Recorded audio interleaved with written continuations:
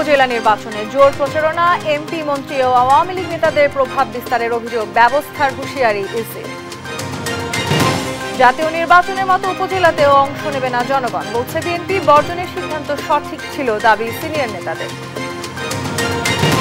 সড়ক দুর্ঘটনায় 5 জেলায় 11 জনের মৃত্যু। গাজীপুরের ট্রেন দুর্ঘটনায় 24 ঘন্টা পরও শেষ হয়নি উদ্ধার কাজ, উত্তরের শিডিউল বিপর্যয়। কমতে শুরু করেছে সারা দেশের তাপমাত্রা, কাল থেকে বাড়তে পারে বৃষ্টিপাত, বলছে আবহাওয়া অফিস। বজ্রপাতে সতর্ক থাকার আহ্বান। 5 মাস পর পেঁয়াজ রপ্তানি নিষেধাজ্ঞা তুলে নিল ভারত। জ্বালানির দাম বৃদ্ধিতে অসাধু ব্যবসায়ীরা সক্রিয় হতে পারে আশঙ্কা বিশেষজ্ঞের। দেখছিলেন সংবাদ শিরোনাম, সংবাদ দুপুরে, সঙ্গে আছি আমি তাসনুভা তন্নি। বিস্তারিত।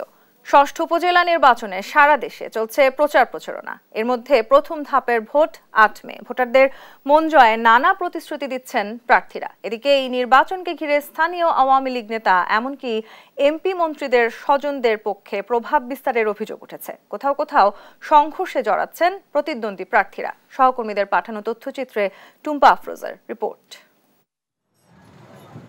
প্রথম ধাপের উপজেলা নির্বাচন ঘনিয়ে আসার সাথে সাথে মাঠে প্রার্থী ও কর্মী সমর্থকদের প্রচারণার উত্তাপ বেড়েছে কয়েক গুণ। যে যার মতো প্রতিশ্রুতি দিয়ে ভোট চাচ্ছেন মাঠে। প্রথম ধাপে ব্রাহ্মণবাড়িয়ার নাসিরনগর ও সরাইল উপজেলা নির্বাচনে প্রার্থীদের প্রচারণায় এখন উৎসবের আমেজ। জনসংযোগ, মিটিং মিছিলে মুখর হয়ে উঠেছে নির্বাচনী এলাকা। মাইকিং ও প্রার্থীদের জনসংযোগ সহ সভা সমাবেশে মুখর প্রতিটি এলাকা। নাসিরনগরে ক্ষমতাসীন দলের হেভিওয়েট 2 প্রার্থী এটিএম মনিরুজ্জামান সরকার ও রোমা আক্তারের বিপক্ষে শক্ত অবস্থানে আছেন উপজেলা বিএনপির সদ্য বহিষ্কৃত সহসভাপতি মোহাম্মদ ওমরাও খান। তবে ভোটাররা বলছেন প্রতিশ্রুতি নয়, শিক্ষা ও যোগ্যতার ভিত্তিতে বেছে নেবেন পছন্দের প্রার্থী। এদিকে সরাইল উপজেলায় চেয়ারম্যান পদে বর্তমান উপজেলা চেয়ারম্যান রফিক উদ্দিন ঠাকুর ও সাবেক উপজেলা ভাইস চেয়ারম্যান মোহাম্মদ শের আলমের মধ্যে জোর লড়াইয়ের সম্ভাবনা রয়েছে। এদিকে শেষ মুহূর্তের প্রচারণায় জমে উঠেছে ময়মনসিংহের ফুলপুর উপজেলা পরিষদ নির্বাচনও। এ উপজেলায় চেয়ারম্যান হতে 5 জন প্রার্থী প্রতিদ্বন্দ্বিতা করলেও সাধারণ ভোটাররা বলছেন মূলত লড়াই হবে ঘোড়া এবং আনারস প্রতীকের প্রার্থীদের মধ্যে। নির্বাচনে প্রতিদ্বন্দ্বী প্রার্থীর বিরুদ্ধে নানা অভিযোগ তুলে ধরেন প্রার্থীরা। এদিকে ভোলায় দ্বিতীয় ধাপে সদর উপজেলা, দৌলত খান ও বোরহানউদ্দিন উপজেলায় নির্বাচনকে ঘিরে শুরু হয়েছে প্রচার। ঘটেছে সংঘর্ষের ঘটনাও। শুক্রবার রাত 9টায় সদর উপজেলার ইলিশা জংশন বাজারে চেয়ারম্যান প্রার্থী মোশাররফ হোসেন ও মোহাম্মদ ইউনুস সমর্থকদের মধ্যে সংঘর্ষে অন্তত 11 জন আহত হয়েছেন। তবে রিটার্নিং অফিসার বলছেন প্রার্থীরা যাতে আচরণবিধি লঙ্ঘন করতে না পারে সেজন্য মোতায়েন করা হয়েছে নির্বাহী ম্যাজিস্ট্রেট। আগামী 8 মে হবে ষষ্ঠ উপজেলা নির্বাচনের প্রথম ধাপের ভোট গ্রহণ। টুম্পা আফরোজ, নিউজ ডেস্ক, দেশ টিভি। উপজেলা নির্বাচনের প্রচারণার খবর জানাতে পিরোজপুর ও ভোলা থেকে যুক্ত হচ্ছেন সহকর্মী ছোটন সাহা ও হাসিবুল ইসলাম। হাসান, শুরুতেই যাচ্ছি পিরোজপুরে। হাসিব, পিরোজপুরের প্রচারণা কতটা জমে উঠেছে? প্রার্থীরা কোনো অভিযোগ করেছেন কিনা?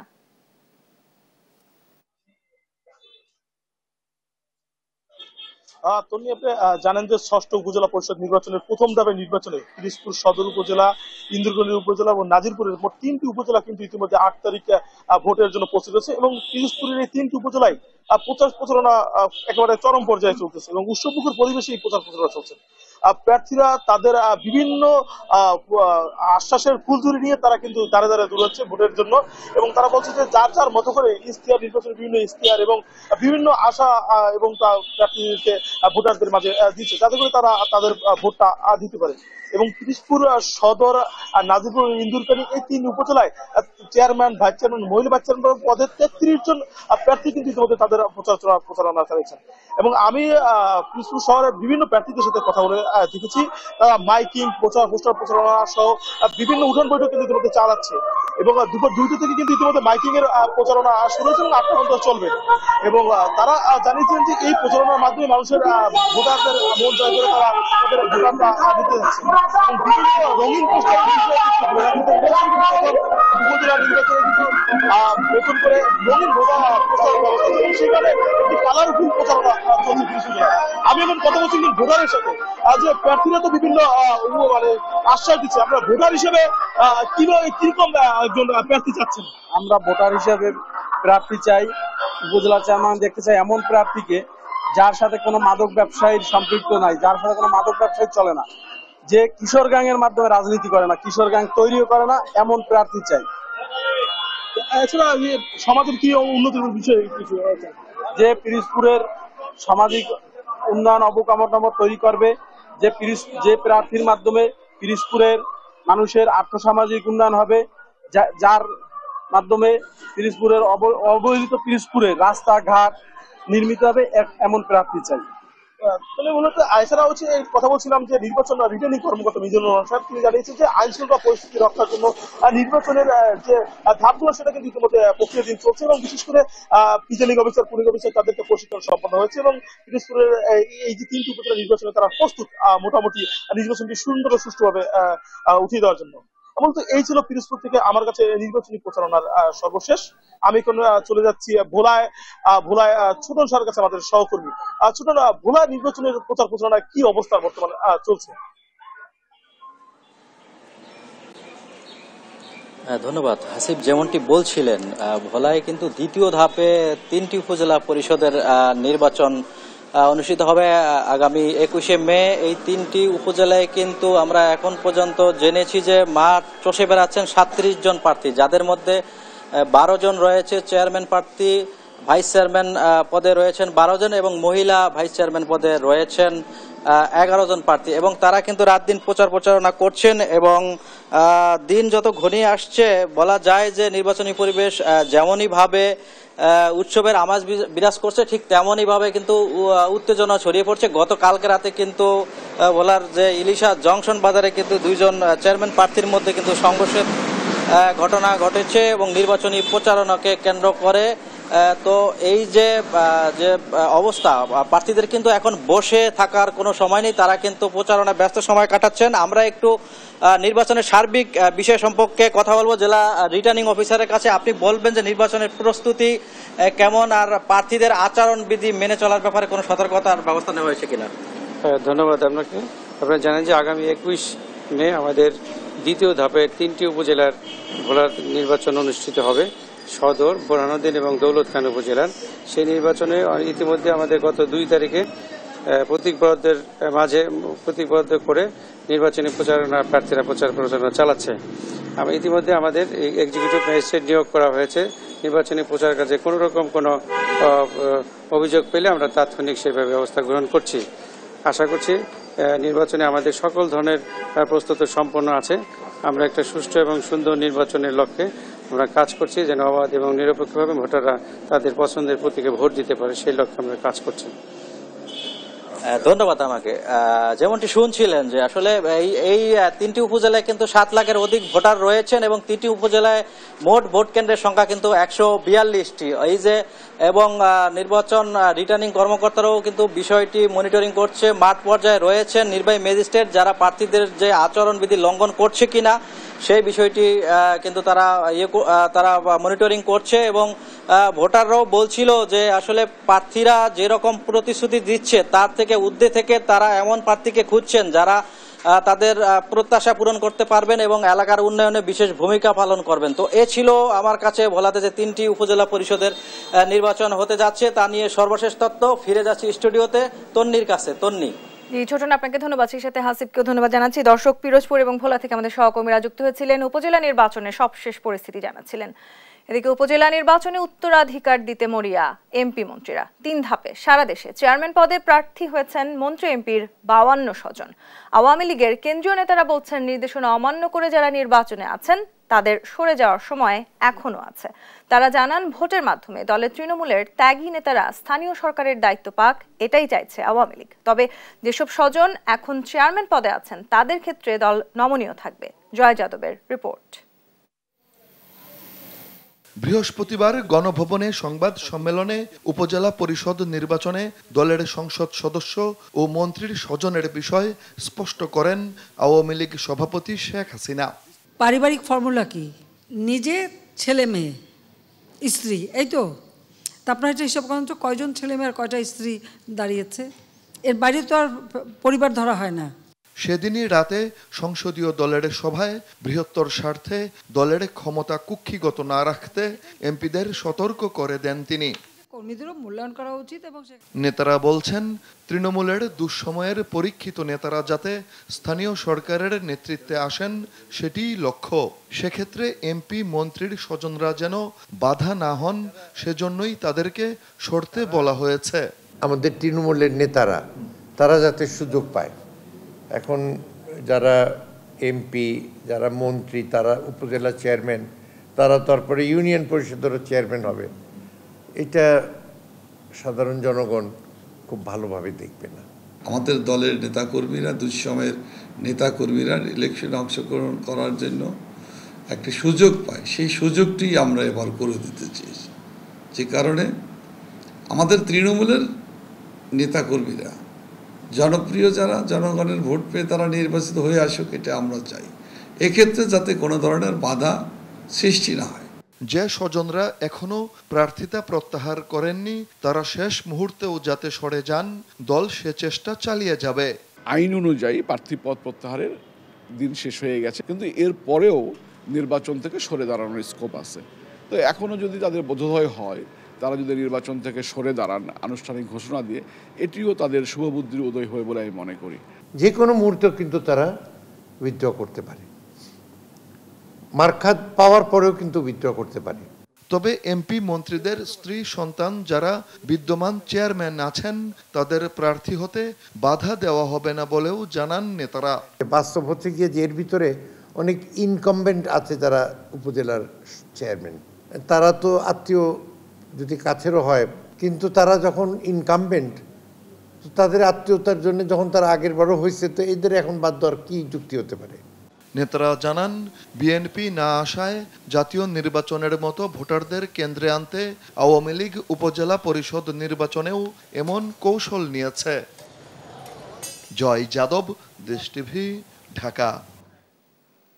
উপজেলা নির্বাচন হবে প্রভাবমুক্ত। প্রভাবশালীরা এই নির্বাচনে প্রভাব খাটালে কমিশন প্রয়োজনে তাদের বিরুদ্ধে বিধিবিধান অনুযায়ী ব্যবস্থা নেবে বলে মন্তব্য করেছেন নির্বাচন কমিশনার রাশেদা সুলতানা। তিনি বলেন, ভোট কেন্দ্রে সহিংসতা, অসদাচরণ, ব্যালট ছিনতাই করলে নির্বাচন ও প্রার্থিতা বাতিল করা হবে। একই সাথে নির্বাচন কমিশনের যত ধরনের ব্যবস্থা নেওয়ার ক্ষমতা আছে সেগুলো নেওয়া হবে। তিনি আরো বলেন, উৎসবমুখর পরিবেশে অবাধ, সুন্দর, নিরপেক্ষ, সুষ্ঠু নির্বাচন হবে। শনিবার রাজশাহী নগরীর জেলা শিল্পকলা একাডেমি মিলনায়তনে ষষ্ঠ উপজেলা পরিষদ নির্বাচন উপলক্ষে নির্বাচন সংশ্লিষ্ট কর্মকর্তা এবং প্রার্থীদের নিয়ে আয়োজিত মতবিনিময় সভায় একথা বলেন তিনি।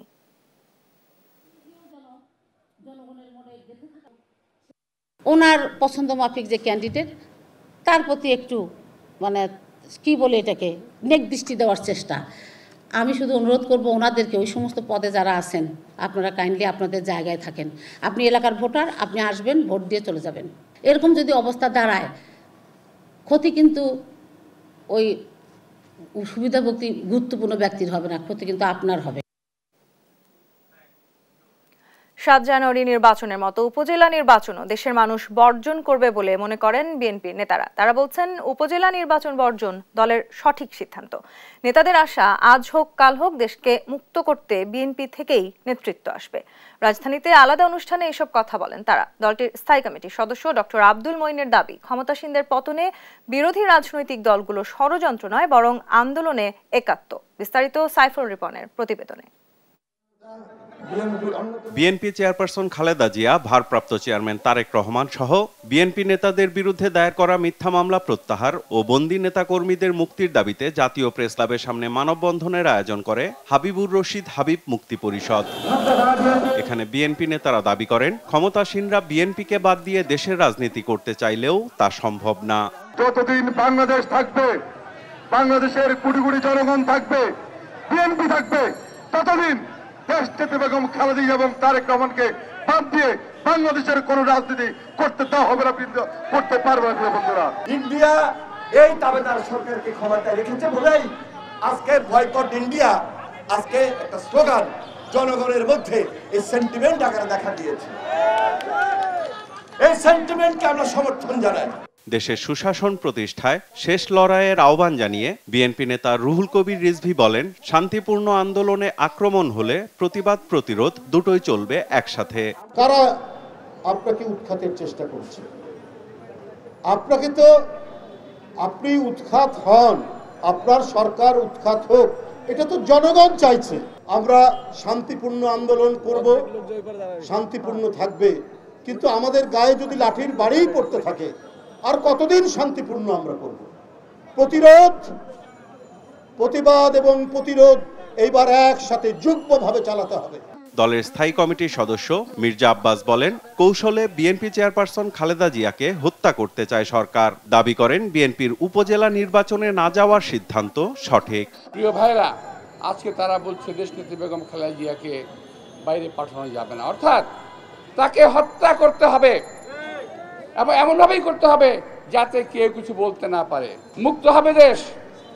আমি হয়তো দেখতে পারবো না, আমি জানি না আমি দেখতে পারবো কিনা, কিন্তু এই দেশে কেউ না কেউ আসবে এই হায়নার হাত থেকে এই দেশকে মুক্ত করার জন্য। ইনশাআল্লাহ বিএনপি থেকে আসবে। আমরা কেবল পুকুরে হচ্ছে, আবার কি করুক, আমি তো নির্বাচনে নাই, ওরা ওদের প্রার্থীকে নির্বাচন দাঁড়াতে দেবে না। বিএনপি প্রার্থী দাঁড়ালে কি দাঁড়াচ্ছে অবস্থাটা?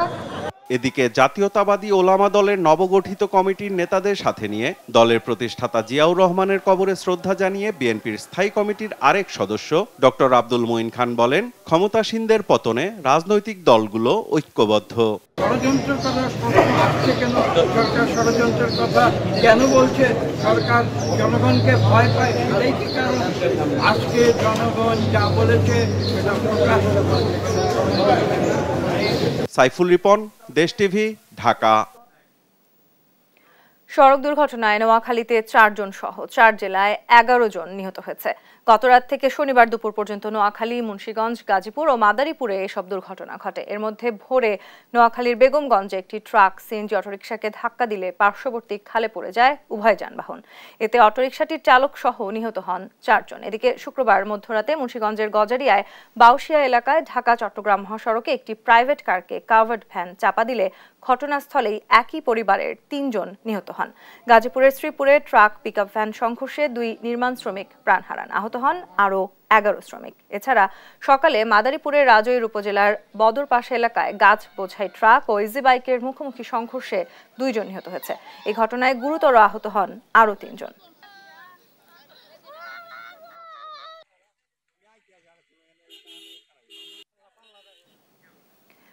চব্বিশ ঘন্টাতেও উদ্ধার করা যায়নি গাজীপুরের জয়দেবপুরের দুর্ঘটনায় পড়া ট্রেনের কোচ। তবে ডাবল লাইন হওয়ায় ঢাকা জয়দেবপুর রুটের একটি লাইন দিয়ে চলাচল করছে ট্রেন। রাতভর উদ্ধার অভিযানে তেলবাহী ওয়াগনের লাইনচ্যুত 5টি বগির মধ্যে 3টি পাশের স্টেশনে সরিয়ে নেওয়া হয়েছে।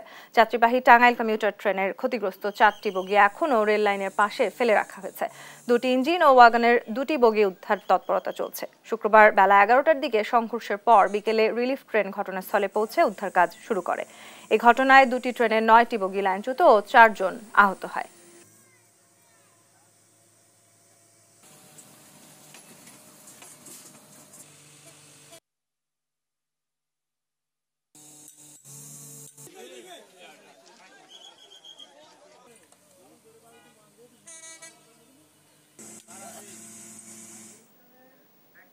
এ বিষয়ে আরো বিস্তারিত জানাতে সরাসরি যুক্ত হচ্ছেন সহকর্মী নজরুল ইসলাম। নজরুল, উদ্ধার কাজ শেষ হতে আর কত সময় লাগতে পারে? রেল কর্তৃপক্ষ কি বলছে জানাবেন।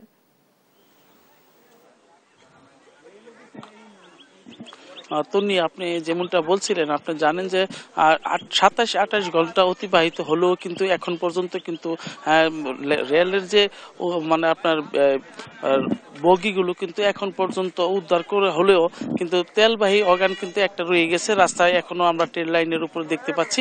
তো এখানে কিন্তু কাজের ধীরগতির ফলে কিন্তু সাধারণ যে মানুষ রয়েছে তারা কিন্তু এটাকে নিয়ে নানানভাবে কথা বলছেন। এখানে কিন্তু কর্তৃপক্ষ আমরা খোঁজার চেষ্টা করেছিলাম, তাদের কাউকে পাওয়া যাচ্ছে করছেন। আপনারা জানেন যে এই ট্রেন দুর্ঘটনায় কিন্তু নানান দিয়ে কিন্তু শিডিউল বিপর্যয় একটি ঘটনা রয়েছে। বিভিন্ন জায়গায় কিন্তু আপনার ট্রেন আটকা রয়েছে এবং কি নাগাদ এটি শেষ হবে এখন পর্যন্ত কিন্তু কেউ বলতে পারছে না। তবে আমরা যেখানটা দাঁড়িয়ে আছি এখানে আমরা রাস্তার মধ্যে দেখতে পাচ্ছি যে আপনার ট্রেনের মধ্যে কিন্তু এখানে একটি তেলবাহী অগান, একটি মাত্র অগানই কিন্তু এখানে আপনার রয়েছে। সেটি সরিয়ে নিবে কখন সেটা কিন্তু নির্দিষ্ট করে কেউ এখন পর্যন্ত বলতে পারেনি। তো আমরা যতটুকু জানার চেষ্টা করেছিলাম যে 3:30 নাগাদ সম্ভবত এটি শেষ হবে, এরকমটাই কিন্তু আভাস পেয়েছি।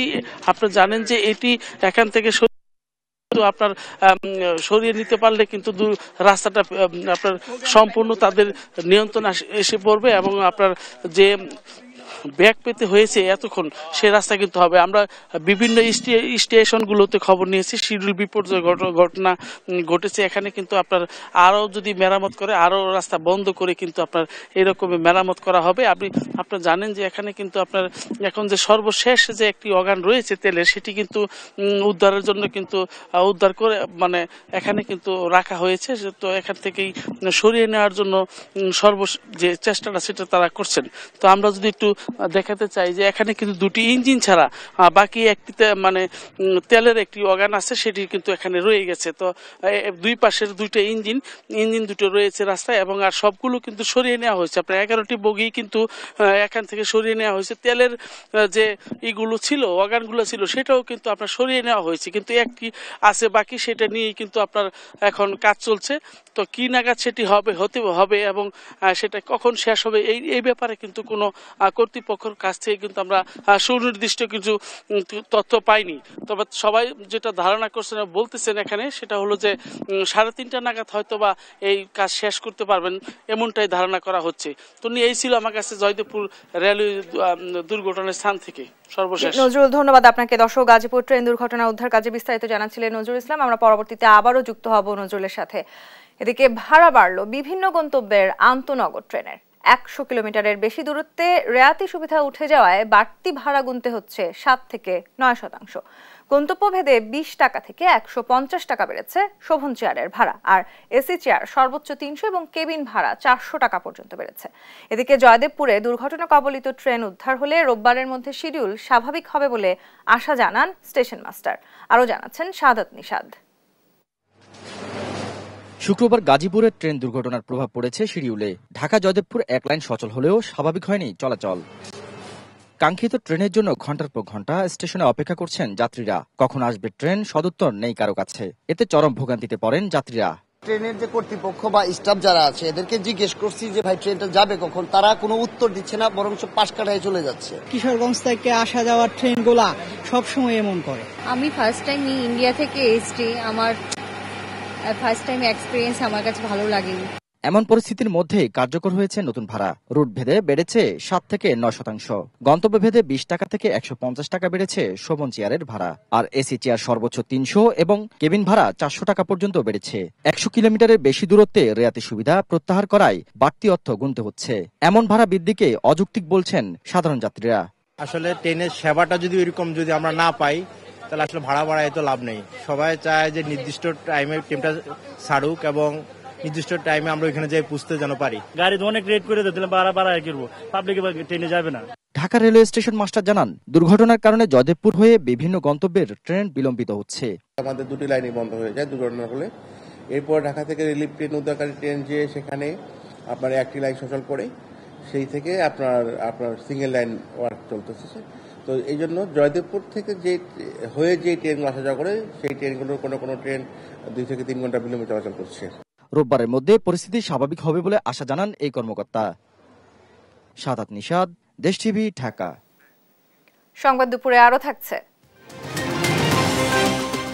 যুক্তরাষ্ট্র থেকে শুরু হওয়া বিক্ষোভ ছড়িয়ে পড়েছে দেশে দেশে। ফিলিস্তিনিদের ওপর ইসরায়েলি আগ্রাসন বন্ধের দাবি। আগামীকাল থেকে দেশ জুড়ে বৃষ্টির পূর্বাভাস দিয়েছে আবহাওয়া অধিদপ্তর। এই বৃষ্টি 6 দিন ধরে চলতে পারে। এ সময়ে ঢাকা সহ দেশের 5 বিভাগে বজ্রসহ শিলাবৃষ্টির সম্ভাবনাও রয়েছে। এদিকে কালবৈশাখীর সময় নিজেদের সুরক্ষার জন্য সতর্কও করে দিয়েছেন আবহাওয়াবিদরা। সাবরিনা মজুমদারের রিপোর্ট, জানাচ্ছেন নাফিয়া ফারজানা। টানা 1 মাস দাবদাহের পর দেশে বিভিন্ন স্থানে বৃষ্টি হওয়ায় কমতে শুরু করেছে তাপমাত্রা। এতে গরমের তীব্রতা থেকে কিছুটা মুক্তি মিলেছে সাধারণ মানুষের। বাচ্চাদেরকে নিয়ে স্কুল কলেজে যাওয়াটা অনেক টাফ হয়ে গেছে, তো আমরা একটু মানে শান্ত পরিবেশটা, একটু ওয়েদারটা কোল হয়েছে, এর জন্য একটু বের হয়েছে। এদিকে তাপমাত্রা কিছুটা কমায় স্বস্তি প্রকাশ করেছেন অনেকে। ক্লাস করলাম, মানে গরম তো কয়েকদিন ক্লাস করাটা খুব টাফ হয়েছে। আজকের ক্লাস করে তারপরে যে এখানে আসছি, যানবাহনের যাতায়াত, এগুলাতে অনেকটা স্বস্তি আমাদের মিলতেছে।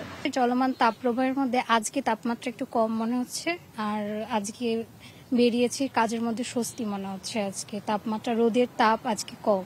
রোববার থেকে 6 দিন ধরে দেশে বৃষ্টিপাতের পূর্বাভাস দিয়েছে আবহাওয়া অফিস। এর মধ্যে বিভিন্ন এলাকায় অস্থায়ীভাবে দমকা ও ঝোড়ো হাওয়া সহ বজ্রবৃষ্টি হতে পারে, সেই সঙ্গে কোথাও কোথাও শিলাবৃষ্টির সম্ভাবনা রয়েছে। আজকে রাত থেকে 11 তারিখ পর্যন্ত প্রতিনিয়ত দেশের কোথাও না কোথাও অস্থায়ীভাবে দমকা বাতাস এবং ঝোড়ো হাওয়া সহ বৃষ্টি অথবা বজ্র সহ বৃষ্টিপাতের সমূহ সম্ভাবনা তৈরি হয়েছে। রোববার বৃষ্টিপাত শুরু হলে 6 মে থেকে চলমান তাপপ্রবাহ সহনীয় হয়ে আসবে। বিদ্যমান যে তাপপ্রবাহ তার তীব্রতা কিছুটা কমে যাবে। 6 তারিখের পর তীব্রতা আরো কমে যাবে। 6 তারিখের পরই আমরা আশা করি যে বাংলাদেশ থেকে যে বিদ্যমান তাপপ্রবাহ তার বহু অংশেই তাপপ্রবাহ উঠে গিয়ে স্বস্তিদায়ক পরিস্থিতি তৈরি হবে। এর ব্যতিক্রম ঘটলে এই তাপপ্রবাহ সহনীয় হবে না বলেও জানান আবহাওয়াবিদরা। নাফিয়া ফারজানা, দেশ টিভি, ঢাকা। প্রায় 5 মাস পর পেঁয়াজ রপ্তানিতে নিষেধাজ্ঞা প্রত্যাহার করল ভারত। লোকসভার 3য় দফা নির্বাচনের আগে নিষেধাজ্ঞা তুলে নেওয়ায় স্বস্তি ফিরেছে মহারাষ্ট্রের ব্যবসায়ীদের। দেশটির বৈদেশিক বাণিজ্য সংস্থার এক বিজ্ঞপ্তিতে জানানো হয়, নিষেধাজ্ঞা প্রত্যাহার করে প্রতি টন পেঁয়াজের রপ্তানি মূল্য $550 নির্ধারণ করা হয়েছে। গেল বছরের 8 ডিসেম্বর থেকে বন্ধ আছে পেঁয়াজ রপ্তানি। এতে ব্যাপক ক্ষতিগ্রস্ত হওয়ায় নিষেধাজ্ঞা প্রত্যাহারের দাবি জানিয়ে আসছিল মহারাষ্ট্রের পেঁয়াজ চাষি ও ব্যবসায়ীরা। তবে নিষেধাজ্ঞা চলনকালেও সীমিত আকারে বাংলাদেশ, শ্রীলঙ্কা ও আমিরাতে পেঁয়াজ রপ্তানি করেছে ভারত সরকার।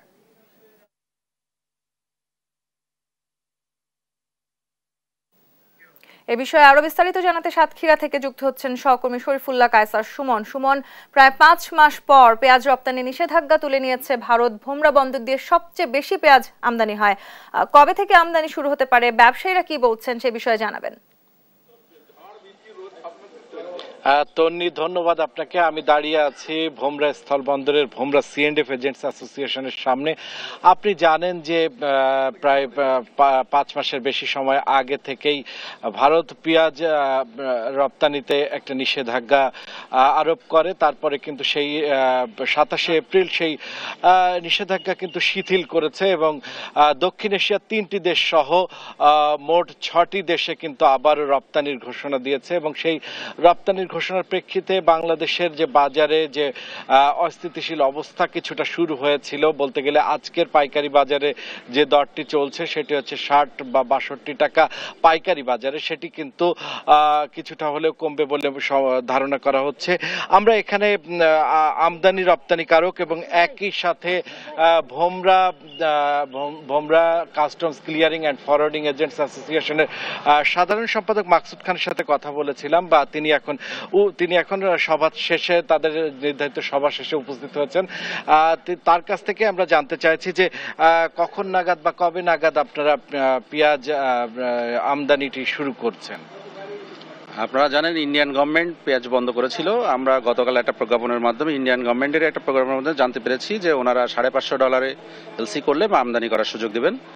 তো আমরা এখনো আইপির পারমিশন বাংলাদেশ থেকে পাইনি, পাইলে আমরা এলসি দেব এবং এলসি পাওয়ার সাথে সাথেই ইন্ডিয়া থেকে আমাদের ভোমরা বর্ডার দিয়ে পেঁয়াজ আসবে বলে আমরা আশা করছি।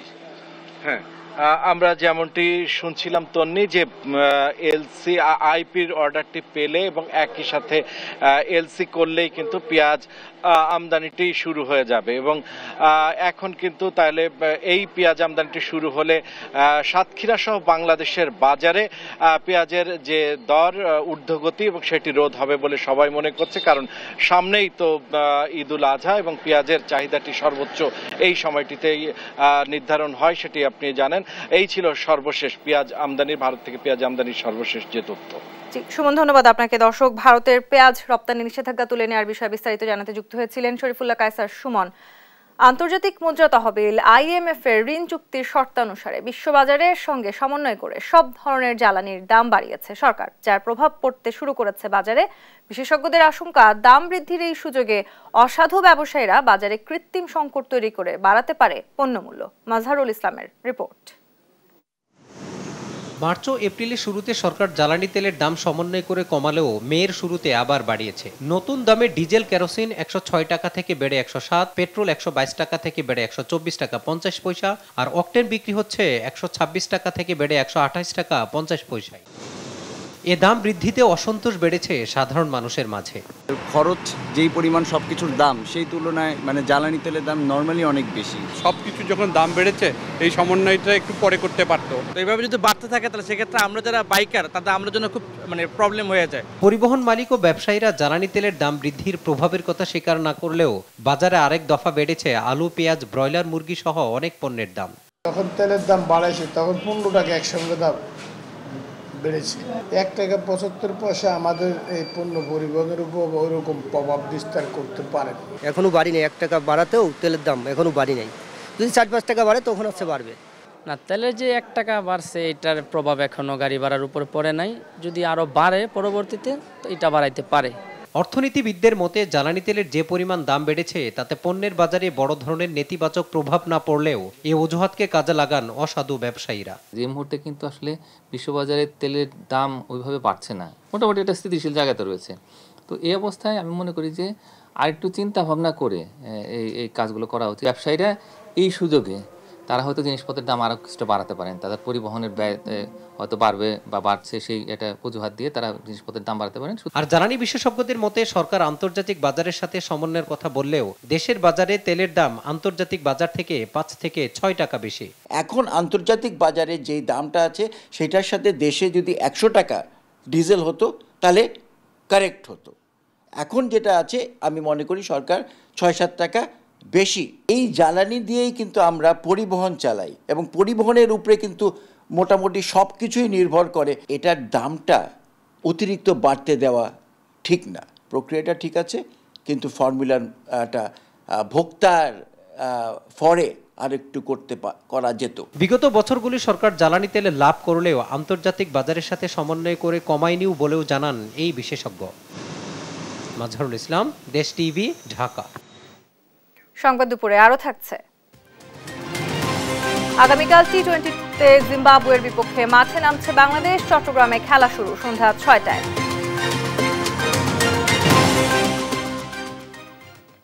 রংপুরের গঙ্গাচড়ায় ন্যাশনাল সার্ভিস কর্মসূচিতে ভুয়া নাম ঠিকানা ব্যবহার করে 22 কোটি টাকা আত্মসাতের অভিযোগ উঠেছে সাবেক যুব উন্নয়ন কর্মকর্তা খন্দকার এনামুল কবিরের বিরুদ্ধে। ঘটনা তদন্তে একজন অতিরিক্ত সচিবকে প্রধান করে উচ্চ পর্যায়ের তদন্ত কমিটি করা হয়েছে। এরই মধ্যে তদন্ত শুরু করেছে কমিটি। রংপুর থেকে রফিকুল ইসলামের প্রতিবেদন।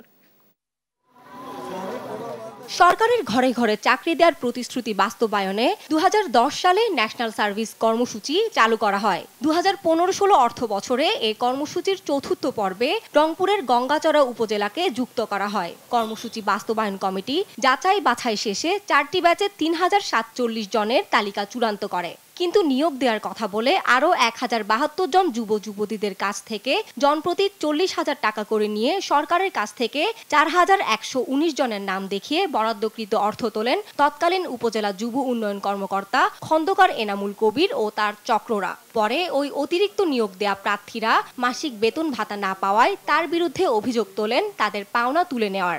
আমাকে সিপও দিছে, কিন্তু যখন আমি এই রেভিনিউ স্ট্যাম্প বসে যাই তখন দেখি আমার জায়গায় অন্য জনকার বসা আছে। ওরা বলে যে আমি নাকি নকল, আর আমার টাকা ওরা ওইভাবে অফিস স্টাফরা তুলে নিছে। অনেকে টাকা পায়নি এখনো।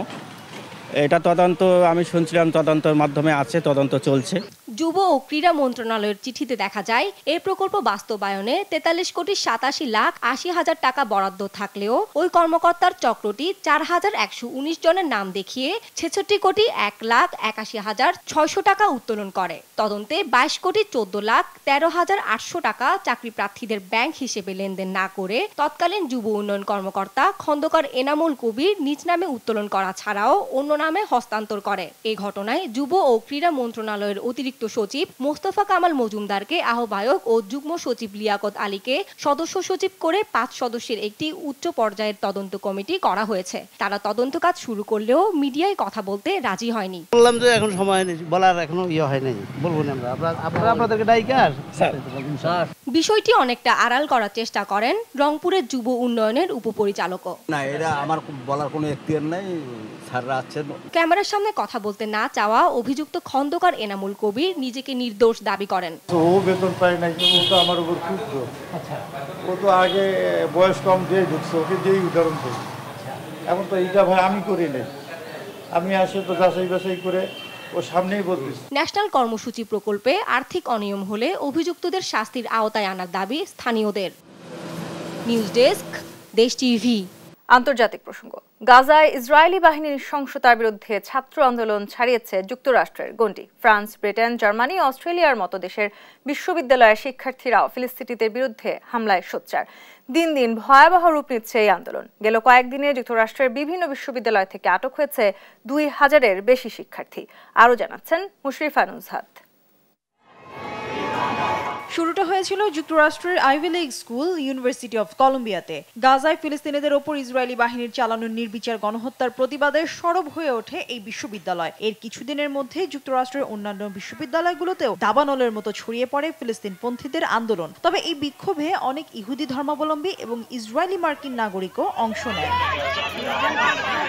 যুক্তরাষ্ট্রের এই বিক্ষোভ এখন ছড়িয়ে পড়েছে বিশ্বের একাধিক নামকরা বিশ্ববিদ্যালয়গুলোতেও। গাজায় অবিলম্বে হামলা বন্ধের দাবি সহ ইসরায়েলের বর্বরতাকে সমর্থন বন্ধ, ইসরায়েলকে যুদ্ধের জন্য অর্থায়ন বন্ধ এবং এই যুদ্ধকে সমর্থন করে এমন প্রতিষ্ঠানের সঙ্গে সম্পর্ক ছিন্ন করার দাবি জানাচ্ছেন শিক্ষার্থীরা। পাশ্চাত্য থেকে প্রাচ্য, ইসরায়েলি কর্মকাণ্ড বিরোধী এবং ফিলিস্তিনপন্থী বিক্ষোভে উত্তাল হয়ে উঠেছে বিশ্ব। জার্মানির রাজধানী বার্লিনের হামবোল্ট ইউনিভার্সিটিতে জড়ো হন 300-র বেশি বিক্ষোভকারী। পশ্চিমা নেতাদের ধিক্কার জানিয়ে সবার মুখে মুখে স্লোগান, ফিলিস্তিনকে মুক্ত করো। এই বিক্ষোভ সমাবেশ থেকে একাধিক আন্দোলনকারীকে গ্রেপ্তার করে বার্লিন পুলিশ। ফ্রান্সের একাধিক বিশ্ববিদ্যালয়ের শিক্ষার্থীরা জড়ো হন রাজধানী প্যারিসে। সিয়ন্স পো ইউনিভার্সিটি থেকে শুরু করে সোরবান ইউনিভার্সিটির শিক্ষার্থীরা শান্তিপূর্ণ বিক্ষোভে অংশ নেন, তবে তাদেরকে টেনে হিঁচড়ে সরিয়ে দেয় দাঙ্গা পুলিশ। কয়েক বছর আগ পর্যন্ত ছাত্রছাত্রীদের বিক্ষোভ সমাবেশে পুলিশ আসতো না, আর এখন একদম উল্টো চিত্র দেখা যাচ্ছে। ফিলিস্তিনের যেই বিপর্যয়কর অবস্থা চলছে তা নিয়ে বিশ্ববিদ্যালয় কর্তৃপক্ষের উচিত শক্ত অবস্থান নেয়া। 34,000 ফিলিস্তিনের মৃত্যুকে অদেখা করা যায় না। অস্ট্রেলিয়ার একাধিক বিশ্ববিদ্যালয়ে তাঁবু টানিয়ে অবস্থান নিয়েছেন যুদ্ধবিরোধী ফিলিস্তিনপন্থী বিক্ষোভকারীরা। ফলে অস্থিরতা বিরাজ করছে বিশ্ববিদ্যালয়গুলোতে। ব্রিসবেনের কুইন্সল্যান্ড ইউনিভার্সিটি বিক্ষোভের গুরুত্বপূর্ণ কেন্দ্রে পরিণত হয়েছে। যুক্তরাষ্ট্রের যুদ্ধবিরোধী বিক্ষোভের আঁচ পড়েছে প্রতিবেশী দেশ কানাডার বিশ্ববিদ্যালয়গুলোতেও। মন্ট্রিলের ম্যাকগিল ইউনিভার্সিটি প্রাঙ্গণে তাঁবু টানিয়ে বিক্ষোভ করছেন ফিলিস্তিনপন্থী শিক্ষার্থীরা। সেখান থেকেও বিক্ষোভকারীদের সরিয়ে দেওয়ার ঘোষণা দিয়েছে বিশ্ববিদ্যালয় কর্তৃপক্ষ। শিক্ষার্থীদের প্রতি যুক্তরাষ্ট্রের পুলিশের আচরণের নিন্দা এবং ফিলিস্তিনের পক্ষে কিউবার রাজপথে নামেন হাজারো বিক্ষোভকারী। এ সময় গাজায় যুদ্ধবন্ধ এবং মধ্যপ্রাচ্যের চলমান অস্থিরতাকে কমানোর দাবি জানান শিক্ষার্থীরা। এদিকে কলম্বিয়া বিশ্ববিদ্যালয়ে পুলিশের সাঁড়াশি অভিযান চালানো হলেও যুক্তরাষ্ট্রের অন্যান্য বিশ্ববিদ্যালয়ে থেমে নেই ফিলিস্তিনপন্থীদের আন্দোলন। নিউ ইয়র্কে মোতায়েন করা হয়েছে বিপুল সংখ্যক পুলিশ। শুক্রবার নিউ ইয়র্ক ইউনিভার্সিটি এবং নিউ স্কুলের আন্দোলনরত শিক্ষার্থীদের গ্রেপ্তারও করা হয়। এছাড়াও অরেগন অঙ্গরাজ্যের পোর্টল্যান্ড স্টেট ইউনিভার্সিটির ছাত্রছাত্রীদের ধাওয়া দেয় পুলিশ। অ্যাসোসিয়েটেড প্রেসের এক পরিসংখ্যান বলছে যুক্তরাষ্ট্রে 2000-এরও বেশি ফিলিস্তিনপন্থী বিক্ষোভকারীদের আটক করা হয়েছে, যার বেশিরভাগই কলম্বিয়া ইউনিভার্সিটির শিক্ষার্থীরা। মুশরিফা নুজহাত, নিউজ ডেস্ক, দেশ টিভি। এদিকে ইসরায়েলের সাথে যুদ্ধবিরতি নিয়ে ইতিবাচক সম্ভাবনার ইঙ্গিত দিয়েছে ফিলিস্তিনের স্বাধীনতাকামী সংগঠন হামাস। গেল বছরের 7 অক্টোবর থেকে কয়েক দফা ইসরায়েল ও হামাসের মধ্যে যুদ্ধবিরতি প্রস্তাব নিয়ে আলোচনা হয়েছে। আবারও আলোচনা করতে শুক্রবার মিশরে পৌঁছেছে হামাসের প্রতিনিধি দল। এদিকে 1 সপ্তাহের মধ্যে চুক্তি না হলে রাফায় স্থল অভিযানের হুমকি দিয়েছে ইসরায়েল। আরও জানাচ্ছেন দেওয়ান মোবাশ্শিরা হোসেন। ইসরায়েলের সঙ্গে যুদ্ধবিরতির প্রস্তাব ইতিবাচকভাবে বিবেচনা করার কথা জানিয়েছে ফিলিস্তিনের স্বাধীনতাকামী সংগঠন হামাস। গাজায় ইসরায়েলি বাহিনীর ব্যাপক প্রাণঘাতী হামলার পরেও শুক্রবার হামাসের পক্ষ থেকে একথা জানানো হয়েছে। لم يوافق على وقف إطلاق النار على قطاع غزة। গেল বছরের 7 অক্টোবর গাজায় হামলা শুরুর পর থেকে ইসরায়েল ও হামাসের মধ্যে কয়েক দফায় যুদ্ধবিরতির প্রস্তাব নিয়ে আলোচনা হয়। এই আলোচনা মাঝে মধ্যে গতি পেয়েছে, আবার মাঝে মধ্যে থেমেও গেছে। তবে যুদ্ধবিরতি নিয়ে আলোচনা করতে শুক্রবার ফের মিশরে পৌঁছেছে হামাসের প্রতিনিধি দল। ফিলিস্তিনি জনগণের দাবি পূরণ করে এমন কোনো চুক্তি হলে প্রতিনিধি দল তাতে সম্মতি জানাবে বলে জানিয়েছেন হামাস নেতা ইসমাইল হানিয়ে।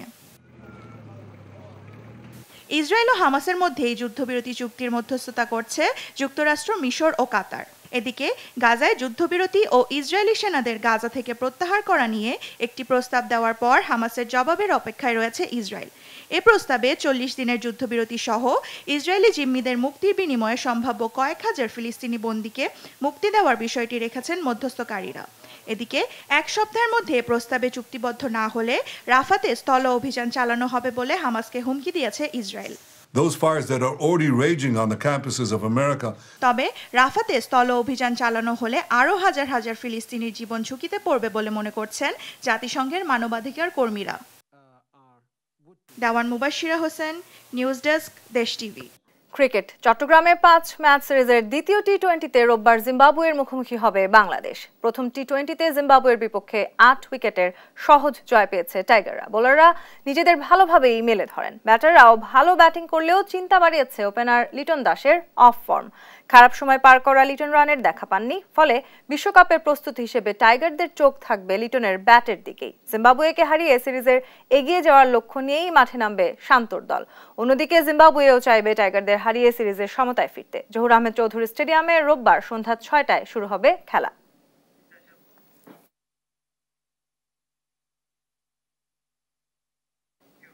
ফুটবল, স্প্যানিশ লা লিগায় রাতে আলাদা ম্যাচে মাঠে নামবে রিয়াল মাদ্রিদ এবং বার্সেলোনা। রাত 8:15টায় সান্তিয়াগো বার্নাবুতে কাদিজকে আতিথ্য দেবে রিয়াল। জয় পেলেই লিগ চ্যাম্পিয়ন হবে তারা। আর রাত 10:30টায় মল্টিলিভি স্টেডিয়ামে জিরোনার মুখোমুখি হবে বার্সা। এদিকে ইংলিশ প্রিমিয়ার লিগে বিকেল 5:30টায় ঘরের মাঠে বোর্নমাউথের বিপক্ষে খেলবে আর্সেনাল। অন্য ম্যাচে রাত 10:30টায় ইতিহাদে উলভারহ্যাম্পটনের মুখোমুখি হবে ম্যানচেস্টার সিটি। শাহিনুর আলমের রিপোর্ট, জানাচ্ছেন শাহিদুজ্জামান সাকিব। এবারের মৌসুমে ফর্মের তুঙ্গে আছে রিয়াল। লা লিগায় 33 ম্যাচে 84 পয়েন্ট নিয়ে টেবিল টপার তারা। শিরোপা রেসে অন্যদের চেয়ে বেশ এগিয়ে আনচেলত্তি শিষ্যরা। সবশেষ 5 ম্যাচেই জয় তুলে নিয়েছে তারা। তাই তুলনামূলক দুর্বল প্রতিপক্ষ কাদিজের বিপক্ষে জয় ছাড়া অন্য কিছু ভাবছে না লস ব্লাঙ্কোরা। এদিকে এবারের মৌসুমে শিরোপা রেস থেকে বেশ খানিকটা পিছিয়ে বার্সেলোনা। শুরুটা ভালো হলেও মাঝপথে খেই হারায় তারা। সবশেষ 5 ম্যাচে 1 হারের বিপরীতে 4 জয় পেয়েছে কাতালানরা। 73 পয়েন্ট নিয়ে টেবিলের 2-এ জাভি বাহিনী। এবারের মৌসুমের সবচেয়ে বড় চমক জিরোনা। শুরু থেকেই একের পর এক বড় দলকে হারিয়েছে তারা। 71 পয়েন্ট নিয়ে বার্সার ঘাড়ে নিঃশ্বাস ফেলছে মিগুয়েল সানচেজ শিষ্যরা। তাই এই ম্যাচে জিতে এগিয়ে যেতেই লড়বে দুদল। ইংলিশ প্রিমিয়ার লিগের চলতি আসরে শিরোপা লড়াইয়ের অন্যতম দাবিদার আর্সেনাল। 80 পয়েন্ট নিয়ে টেবিলের শীর্ষে তারা। এখন বোর্নমাউথকে হারিয়ে শীর্ষস্থান আরও শক্ত করার লক্ষ্য থাকবে গানারদের। অন্য ম্যাচে ঘরের মাঠে উলভারহ্যাম্পটনকে আতিথ্য দিবে ম্যানচেস্টার সিটি। শিরোপার লড়াইয়ে বেশ ভালোভাবেই টিকে আছে সিটিজেনরা। আর্সেনালের চেয়ে 1 ম্যাচ কম খেলে 79 পয়েন্ট নিয়ে টেবিলের 2-এ তারা। সবশেষ 5 ম্যাচেই জয় পেয়েছে গার্দিওলা শিবির। তাই উলভদের হারিয়ে শিরোপার দিকে আরও এক ধাপ এগিয়ে যেতে চাইবে হালান্ড ডি ব্রুইনারা। স্পোর্টস ডেস্ক, দেশ টিভি। এ পর্যায়ে সংবাদ শিরোনাম জানিয়ে দিচ্ছি আরও একবার।